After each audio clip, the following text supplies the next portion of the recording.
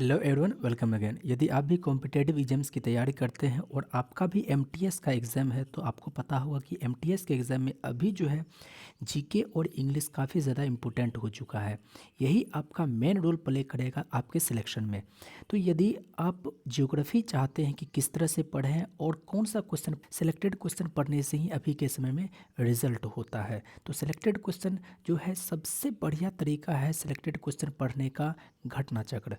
तो इस वीडियो में हम घटना चक्र बुक का ही सारा क्वेश्चन एक जगह पर इकट्ठा करके आपके लिए लाए हुए हैं। तो वीडियो के अंत तक बने रहिएगा, बहुत ज़्यादा आपको फ़ायदा होगा। अगर हम लोग ब्रह्मांड के उम्र की बात करें तो ब्रह्मांड का जो उम्र है 15 गुना 10 की पावर 9 ईयर है। अगर सीधे भाषा में अगर कहें तो हमारे ब्रह्मांड का जो उम्र है वो 15 बिलियन वर्ष है। ब्रह्मांड की उम्र कितनी है? तो 15 बिलियन वर्ष। वहीं पर यदि आप इस तरह से सूर्य को देखेंगे तो सूर्य का जो एक धरातल है, सूर्य का जो सतह है, उसको नाम दिया जाता है फोटोस्फीयर। क्या नाम दिया जाता है? फोटोस्फीयर। और अगर हिंदी में बोलें तो इसी को प्रकाश मंडल बोलते हैं। वहीं पर ये सूर्य है तो इसका अपना एक वायुमंडल भी है, और इसके वायुमंडल को क्या बोलते हैं? तो याद रखिएगा, क्रोमोस्फियर। क्या बोलते हैं? क्रोमोस्फियर। हिंदी में बोले तो वर्णमंडल। और इसका बाहरी जो भाग है उसको कहते हैं कोरोना।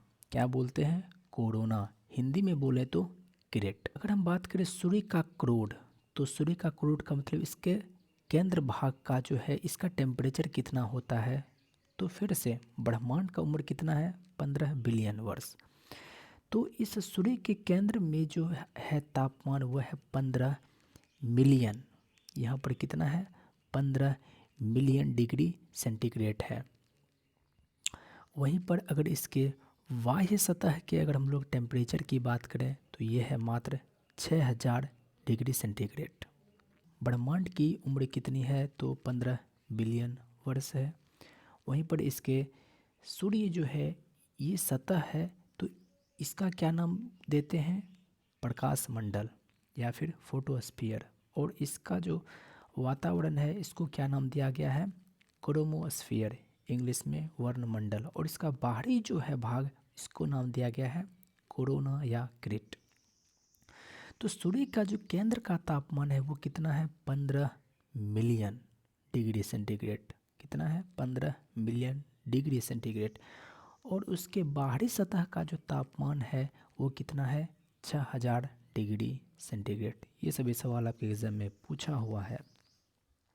आगे देखिए, पृथ्वी पर अवरुद्ध सूर्य की शक्ति कितनी है? पृथ्वी पर अवरुद्ध सूर्य की शक्ति जो है वो 1.8 into 10 to the power 11 megawatt है। पृथ्वी द्वारा अवरुद्ध सूर्य की शक्ति जो है वो कितना है? 1.8 into 10 to the power 11 megawatt है। जैसा कि हमने बात आपको बता दिया है, केंद्रीय भाग क्रोड होता है। और पृथ्वी के चारों ओर में सबसे पहले सबसे नज़दीक का जो ग्रह है वो है आपका बुध ग्रह। और बुध का जो क्रोड है वो लोहे का बना है। बुध का जो ग्रह है वो किसका बना हुआ है? तो लोहे का बना हुआ है। और पृथ्वी का द्रव्यमान याद रखिएगा 6 गुना 10 की पावर 24 किलो है। 6 गुना 10 की पावर 24 किलो है। किसका तापमान, किसका वजन? तो पृथ्वी का वजन कितना है? 6 गुना 10 की पावर 24 किलो। और किसी भी ग्रह पर भार जो है ना वो उसके गुरुत्वीय बल पर निर्भर करता है। भार किस पर निर्भर करता है? तो याद रखिएगा, गुरुत्वीय बल पर निर्भर करता है। तो आकाशगंगा मंदाकिनी जो है उसको सबसे पहले किन्होंने देखा था? तो गैलीलियो ने देखा था। गैलीलियो ने ही सबसे पहले आकाशगंगा मंदाकिनी को देखा था। अगर पूछा जाए आकाशगंगा है कैसा, तो याद रखिएगा सर्पिलाकार। आकाशगंगा का आकार कैसा होता है? तो याद रखिएगा सर्पिलाकार।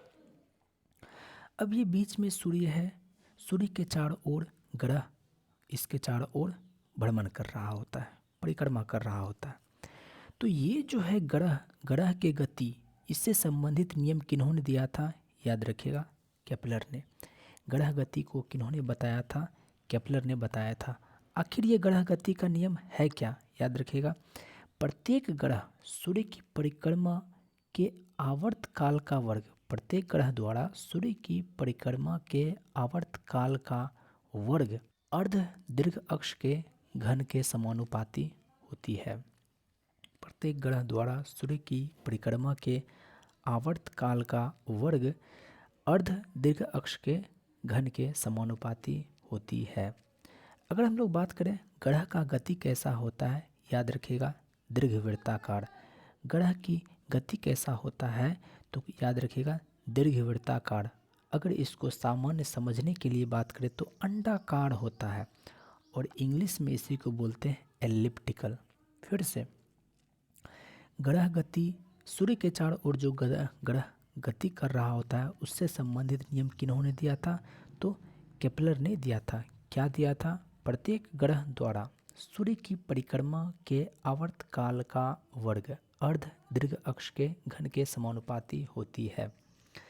आखिर ये ग्रह जो गति करता है वो कैसे करता है? तो दीर्घवृत्ताकार। कैसे करता है? दीर्घवृत्ताकार। अगर इसी का दूसरा नाम दे तो अंडाकार, लेकिन अगर इसको इंग्लिश में बोलें तो एलिप्टिकल होता है। धूमकेतु का आप नाम सुनते होंगे। धूमकेतु, धूमकेतु जो है वो ब्रह्मांड में पत्थर, धूल, बर्फ, गैस इन सब का मिक्सचर है। धूमकेतु क्या है?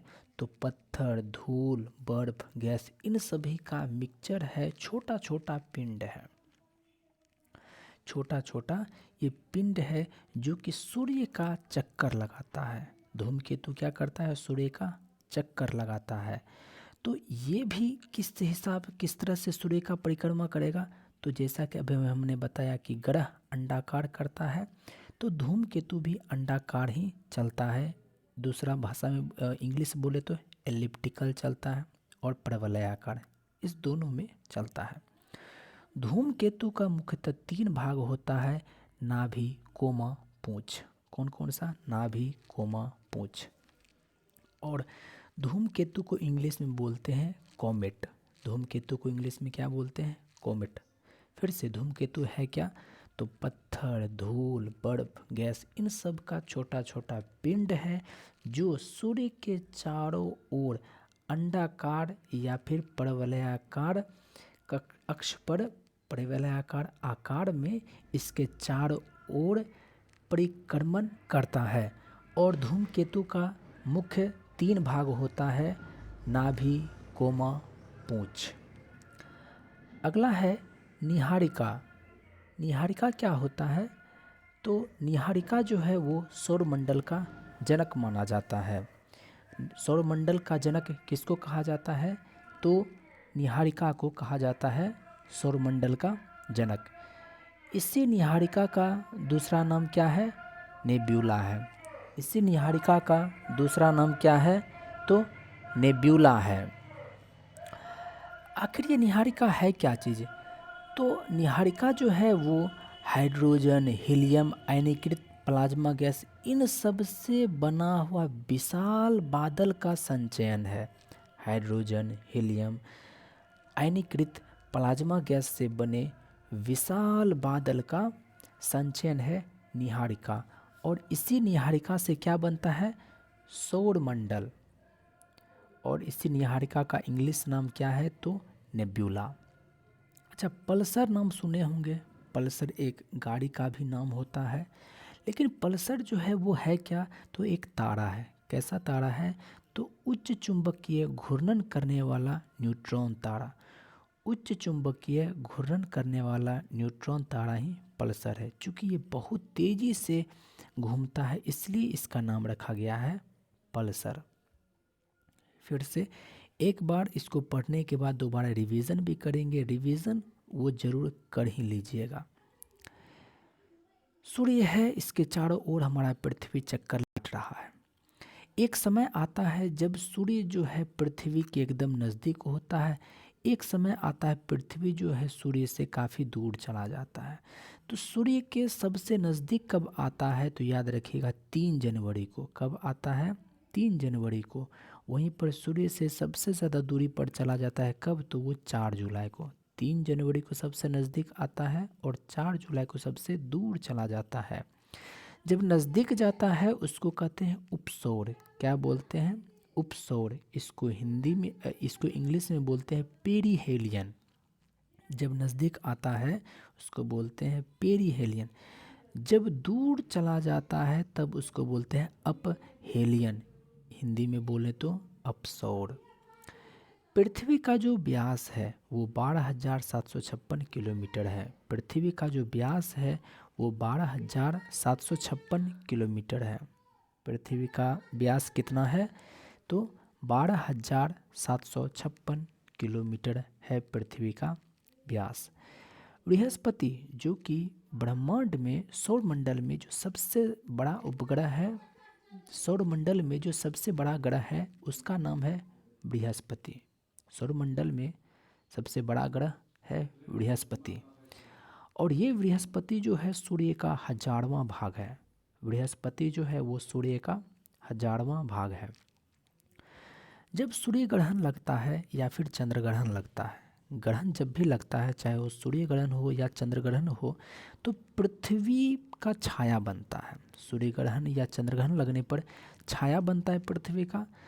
पृथ्वी का छाया जब बनता है, एक कुछ छाया जो है वो बहुत ज़्यादा काला होता है, तो सबसे ज़्यादा काला भाग को कहते हैं अम्बरा, और जो सबसे काला भाग नहीं होता उसको बोलते हैं पेनम्बरा। फिर से देखिए, जब ग्रहण लगता है, सूर्य ग्रहण हो या चंद्र ग्रहण हो, तो उसमें पृथ्वी का छाया बनता है। सबसे काला जो भाग बनता है छाया वो है अम्बरा, और दूसरा भाग जो कहलाता है वो है पेनम्बरा। ब्लू प्लैनेट, आपको पता होगा पृथ्वी जो है वो पृथ्वी को अंतरिक्ष से देखने पर ये ब्लू दिखता है, इस वजह से पृथ्वी को ब्लू प्लैनेट कहा जाता है। इसके अलावा ब्लू प्लैनेट वरुण को भी कहा जाता है। वरुण को कैसा प्लैनेट कहा जाता है? तो ब्लू प्लैनेट। याद कैसे रखेंगे? ब से वरुण होता है और ब से ब्लू होता है, तो ये हो गया ब्लू प्लैनेट। अगला है सौरमंडल से बाहर पृथ्वी के सबसे निकटतम तारा। अगर पृथ्वी के सबसे निकटतम तारा की बात करें तो वो है सूर्य। पृथ्वी के सबसे निकटतम तारा कौन सा है? तो वो है सूर्य। लेकिन अगर अपने सौरमंडल से बाहर चले जाएंगे, उस स्थिति में पृथ्वी के सबसे निकटतम तारा का जो नाम है वो है प्रोक्सिमा सेंचुरी। क्या नाम है? Proxima Centauri. अगर ये प्रोक्सिमा सेंचुरी एक तारा है तो ये किसी तारामंडल का होगा हिस्सा, तो उसका नाम है अल्फ़ा सेंचुरी। अल्फ़ा सेंचुरी एक तारामंडल है जिसका कि प्रोक्सिमा सेंचुरी एक तारा है जो कि पृथ्वी के सबसे नज़दीक है। सूर्य के बाद सबसे नज़दीक का तारा प्रोक्सिमा सेंचुरी ही है। अगर देखा जाए तो ब्रह्मांड में टोटल 88 तारामंडल है जिसका कि नाम दिया गया है, तो उसी में एक तारामंडल है अल्फ़ा सेंचुरी, और उसी तारामंडल में एक तारा है प्रोक्सिमा सेंचुरी जो कि पृथ्वी के सबसे निकटतम तारा है। अगला है भू अस्थिर उपग्रह। भू अस्थिर उपग्रह बोलें या फिर तुल्यकाली उपग्रह बोलें, तो जो भी आप टीवी पर प्रसारण देख रहे होते हैं तो उसके लिए भू अस्थिर उपग्रह ही लगाया जाता है या फिर तुल्यकाली उपग्रह ही लगाया जाता है। तो ये जब भी लगाया जाता है तो ये उपग्रह जो है वो एक जगह पर स्थिर तो रहता नहीं है, ये पृथ्वी के साथ ही घूमते रहता है। किस दिशा में? तो पृथ्वी जो है वो पश्चिम से पूर्व की ओर घूमता है। पृथ्वी जो है पश्चिम से पूर्व की ओर घूमता है। उसी तरह से उपग्रह भी पश्चिम से पूर्व की ओर घूमता है। लेकिन सूर्य की बात करें तो सूर्य जो है अपने अक्ष पर पूर्व से पश्चिम है। फिर से पृथ्वी जो है वो पश्चिम से पूर्व घूमता है, लेकिन सूर्य जो है वो पूरब से पश्चिम की ओर घूमता है। अगला है मध्यरात्रि सूर्य। मध्यरात्रि सूर्य जो है वो कर्क संक्रांति और मकर संक्रांति, इसके समय में ये मध्यरात्रि सूर्य दिखता है। मध्यरात्रि सूर्य कब दिखता है? तो कर्क संक्रांति या मकर संक्रांति इसके समय में दिखता है। लेकिन ये दिखता कहाँ है?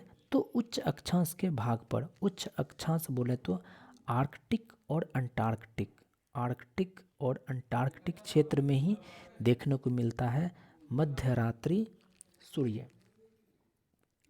अब इसके बाद यदि हम बात करें कि बुध ग्रह के लिए, बुध ग्रह के सर्वेक्षण के लिए, बुध ग्रह के जांच के लिए नासा ने 2004 में मैसेंजर सैटेलाइट भेजा था बुध ग्रह के सर्वेक्षण के लिए। कौन सा सैटेलाइट? तो मैसेंजर सैटेलाइट। कब? 2004 में। किसने? तो नासा ने। पृथ्वी पर सूर्य और चंद्रमा के गुरुत्वाकर्षण के कारण ज्वार भाटा आता है। पृथ्वी पर जो ज्वार भाटा आता है वो किसके कारण आता है? सूर्य और चंद्रमा के गुरुत्वाकर्षण के कारण। सूर्य और चंद्रमा के गुरुत्वाकर्षण के कारण ही पृथ्वी पर ज्वार भाटा आता है। देखिए होता क्या है, जब सूर्य पृथ्वी चंद्रमा जब एक सीधी रेखा में होते हैं, सूर्य पृथ्वी चंद्रमा जब एक सीधी रेखा में होते हैं तो उस कंडीशन में पृथ्वी पर इधर से भी पड़ता है, इधर से भी गुरुत्वाकर्षण पड़ता है, इधर से भी गुरुत्वाकर्षण पड़ता है, जिस वजह से बहुत बड़ा बृहत ज्वार आता है। क्या आता है? बृहत ज्वार आता है। लेकिन ऐसा कब आता है बृहत ज्वार? तो पूर्णमासी के दिन या फिर अमावस्या के दिन बृहत ज्वार आता है। क्यों? तो सूर्य और चंद्रमा के आकर्षण के कारण। हीलियम 4 जो है वो पृथ्वी पर प्रचुर मात्रा में उपलब्ध है। टोटल 8 ग्रह है जिसमें कि हीलियम 4 जो है वो सबसे ज़्यादा पृथ्वी पर है। पृथ्वी पर सबसे ज़्यादा है हीलियम 4। पृथ्वी यदि देखें तो 23.5 डिग्री पर झुका हुआ है। पृथ्वी जो है वो 23.5 डिग्री पर झुका हुआ है। और वहीं पर पृथ्वी की परिधि की बात करें तो 40,000 किलोमीटर है। पृथ्वी का जो परिधि है, अगर इसको काट करके एकदम न पड़ा जाए तो पृथ्वी का जो परिधि है वो 40,000 किलोमीटर के आसपास है। सुपरनोवा क्या होता है? सुपरनोवा एक विस्फोटी तारा है। होता क्या है कि तारा हमेशा गर्म होता है क्योंकि हाइड्रोजन के मिलने से हीलियम बनता है, नाभिकीय संलयन के हिसाब से उसमें ऊर्जा निकलता ही रहता है। तो सभी तारा जो है वो धीरे धीरे धीरे धीरे ठंडा होते जाता है, ठंडा होते जाने के कारण ये एक समय आता है जब ये लाल हो जाता है, उसको रक्त दानव कहते हैं। उसके बाद क्या होता है कि उसके अंदर हाइड्रोजन कार्बन से लोहा में परिवर्तित हो जाता है और जिससे विस्फोट होता है और इसी स्थिति को सुपरनोवा बोलते हैं। सुपरनोवा क्या है? तो याद रखिएगा, एक विस्फोटी तारा होता है। अर्थ आवर। अर्थ आवर जो है वो WWF के द्वारा मनाया जाता है, वर्ल्ड वाइल्ड लाइफ फंड के द्वारा मनाया जाता है अर्थ आवर। अर्थ आवर जो है वो सबसे पहले 2007 में मनाया गया था ऑस्ट्रेलिया के सिडनी में। और ये प्रत्येक वर्ष के मार्च के अंतिम शनिवार में 8:30 से 9:30 के बीच में अर्थ आवर मनाया जाता है। कब से? तो 2007 से मनाया जाता है। अगर हम बात करें सूर्य की, तो सूर्य पर सबसे ज़्यादा क्या है? हाइड्रोजन। कहीं पर 74, कहीं पर 70 देखने को मिलता है। वहीं पर शुक्र ग्रह को देखें तो शुक्र ग्रह के चारों ओर जो है सल्फ्यूरिक अम्ल का एक परत मिलता है। शुक्र ग्रह पर क्या मिलता है? सल्फ्यूरिक अम्ल का एक परत मिलता है। अस्टेरॉयड जिसको बोलते हैं उसको हिंदी में क्षुद्र ग्रह बोलते हैं। अस्टेरॉयड जिसको बोलते हैं वो क्षुद्र ग्रह है। जैसे आप देखते हैं बुध, शुक्र, पृथ्वी, मंगल, बृहस्पति, तो मंगल और बृहस्पति के बीच में गैसों का छोटा छोटा पिंड जो दिखता है वही है एस्टेरॉयड, जिसको हिंदी में बोलते हैं क्षुद्र ग्रह और ग्रहिका। ये जो है सूर्य का ये भी चारों ओर परिक्रमा करते रहता है। जिस तरह से सभी ग्रह परिक्रमा करते हैं उसी तरह से क्षुद्र ग्रह भी जो है वो भी इसका परिक्रमा करते रहता है सूर्य का। अभी हम देखें कि पश्चिम से पूर्व की ओर जाता है कौन? पृथ्वी। पश्चिम से पूर्व की ओर घूमता है पृथ्वी। लेकिन वहीं पर पूर्व से पश्चिम की ओर कौन जाता है? सूर्य। अभी तुरंत हम देख चुके हैं, पूर्व से पश्चिम की ओर जाता है सूर्य। लेकिन पूर्व से पश्चिम की ओर और कौन कौन है जो कि जाता है? तो अरुण, शुक्र। अरुण है, शुक्र है, और साथ ही साथ अभी हमने बताया कि सूर्य है। ये सब जो है ना पूर्व से पश्चिम की ओर घूमता है। यहाँ तक कि अरुण और शुक्र जो है ना, याद रखिएगा, अरुण और शुक्र दक्षिणावर्त भ्रमण करता है। बाद बाकी जितने भी ग्रह हैं वो सभी वामावर्त करता है। तो ये अंतर है, ध्यान रखें। अरुण ग्रह जो है वो हरे प्रकाश को उत्सर्जित करता है। अरुण ग्रह किसको उत्सर्जित करता है? तो हरे प्रकाश को। अगर इसके बाद देखें, अंतर्राष्ट्रीय खगोलीय संघ ISA, international space association, international space association, अंतर्राष्ट्रीय खगोलीय संघ, इसकी स्थापना कब हुई थी? 1919 में हुई थी। 1919 में हुई थी। लेकिन ये कहाँ पर हुई थी? तो याद रखिएगा, पेरिस में है। पेरिस में इसकी स्थापना हुई थी, अंतर्राष्ट्रीय खगोलीय संघ की, 1919 में। उल्का पिंड क्या होता है? देखिए, अंतरिक्ष में घूमते धूल और गैस के पिंड पृथ्वी के आकर्षण के कारण पृथ्वी के वायुमंडल में आकर घर्षण से चमकने लगते हैं। जो पृथ्वी पर पहुंचने से पहले ही जलकर राख हो जाती है, वही है उल्का पिंड। उल्का पिंड को ही अक्सर जो है टूटा हुआ तारा समझ लिया जाता है। तो ऐसा नहीं है, वो क्या है, तो एक धूल है, धूल गैस ये सब का पिंड है। जैसे ही पृथ्वी के आसपास आया तो पृथ्वी गुरुत्वाकर्षण के कारण ये इसकी तरफ खींचा चला जाता है। जैसे ही इसकी तरफ खींचा चला आता है तो यहाँ आपका वायुमंडल है, वायुमंडल में घर्षण के कारण ये जलने लगता है, तो इससे चमक उत्पन्न होता है। और लेकिन ये पृथ्वी पर आते आते ही ये जल करके राख हो जाता है। देखिए, अगर हम बात करें कि पृथ्वी के सबसे निकट का जो आकाशगंगा है वो तो एक मंदाकिनी तो है ही आकाशगंगा, लेकिन इसके बाद जो सबसे नज़दीक का जो आकाशगंगा है वो है एंड्रोमेडा। क्या नाम है? एंड्रोमेडा। पृथ्वी के सबसे निकट का जो आकाशगंगा है वो क्या है? वो है एंड्रोमेडा। अगर हम बात करें तारामंडल, तो अभी तुरंत हमने बताया कि टोटल 88 तारामंडलों का अभी तक नाम दे दिया गया है। और इन सभी तारामंडलों का नाम कौन देता है? तो अंतर्राष्ट्रीय खगोलीय संघ देता है, जिसकी स्थापना 1919 में हुई थी, पेरिस में हुई थी। उसके बाद एक और तारामंडल है महास्वान। क्या नाम है? महास्वान। और उसमें एक तारा है सिरियस ए। क्या नाम है उसका? सिरियस ए। सिरियस ए जो है वो रात्रि में सभी तारों से सबसे अधिक चमकीला नज़र आता है। रात्रि में सभी तारों में सबसे अधिक चमकीला नज़र आता है, उसका नाम है सिरियस ए। और ये जो सिरियस ए है वो सूर्य से भी 2 गुना द्रव्यमान का है, यानी कि सूर्य का जो द्रव्यमान है उससे भी 2 गुना ज़्यादा द्रव्यमान का है सिरियस ए। इसीलिए रात्रि में सभी तारों में सबसे चमकीला नज़र आता है। ग्रेट बियर्ड जो है वो एक तारामंडल है, जो आप सप्तर्षि देखते हैं, सप्तऋषि जो देखते हैं कि 3 इस तरह से रहता है, 4 5 इस तरह से रहता है। ये सप्तर्षि को ही कहते हैं ग्रेट बियर। सप्तर्षि को ही क्या बोलते हैं? Great Bear. और इसी का दूसरा नाम है उर्सा मेजर। ये एग्जाम में पूछा जाता है। ग्रेट बियर को ही सप्तर्षि कहते हैं, और इसी को उर्सा मेजर भी कहते हैं। साइरस तारा जो है वो एक लुब्धक तारा है। साइरस तारा जो है वो एक लुब्धक तारा है।